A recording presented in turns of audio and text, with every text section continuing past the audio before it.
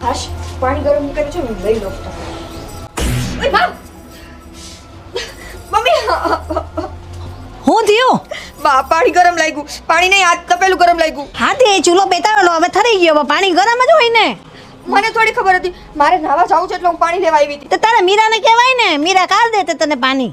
શું કહે ને એને એક કામ ચીંધું હોય ને એ ભવે કરે છે એ તમને બીજી કોઈ સારી છોકરી મળતી નહોતી કે તમે એને જ બહુ બનાવીને લઈ આવ્યા એક નંબરની ગવાર જેવી છે કોઈ એટલે કઈ જાતની ખબર નથી પડતી ખબર નહીં કયા ખાનદાનમાંથી આવે છે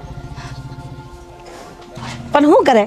આમાં રાજલાને એ ગમી ગઈ હતી એ કે મારે એની હાથે જ લગ્ન કરવા છે એની હાથે લગ્ન કરવા છે તો પછી એની હાથે પરણાવી દીધો તો શું કરવાના હવે કરવાનું કઈ ને હવે શું થાય આપણે બધાને ભોગવવાનું થાય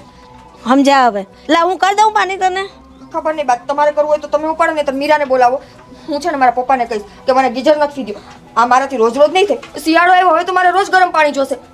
તો હું બોલી તારા પપ્પાને શું કહે ગીઝર બા ગીઝર એ શું આવે હે ભગવાન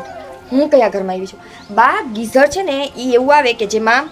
પાણી ગરમ થઈ જાય સ્વિચ ચાલુ કરો ને એટલે ચૂલે પાણી ન ચડાવવું પડે એની મેરે મેરે પાણી ગરમ થઈ જાય અને ડાયરેક્ટ બાથરૂમમાં જ ફિટ થાય એટલે ડાયરેક્ટ નળમાં તમારે ગરમ પાણી આવી જાય હું વાત કરું છું હા. અમને તો આવી કાંઈ ખબર નહીં જો અમે તો ગામની આ બધી ગામની ચૂલાની રીધી જાણીએ એ બધી આ બધી છે ને લાઇટની ને એ બધી અમને ન ખબર પડે કે બાથરૂમમાં ડાયરેક્ટ પાણી આવે કોઈ વાંધો નહીં બા હું શીખવાડી દઈશ ને આ તમે છે ને હવે આ મીરા ભેગા રહી રહીને મીરા જેવા ગવાર બનવાની ટ્રાય ન કરો હું આવી છું ને હવે જેમ હું કરતી હોય હું કહેતી હોય ને એમ તમે બધું કરતા છો એટલે તમે જો તમને એક વસ્તુ હું શીખવાડી દઈશ હા સાચી વાત હવે મને પાણી ઉપાડી દે હા હું તને પાણી ઉપાડીને કરી દઉં તું નાઈ લે પછી તું કહે છે ને એ જ તું તારા બાપુજીને કહી દેજે ભાઈ આ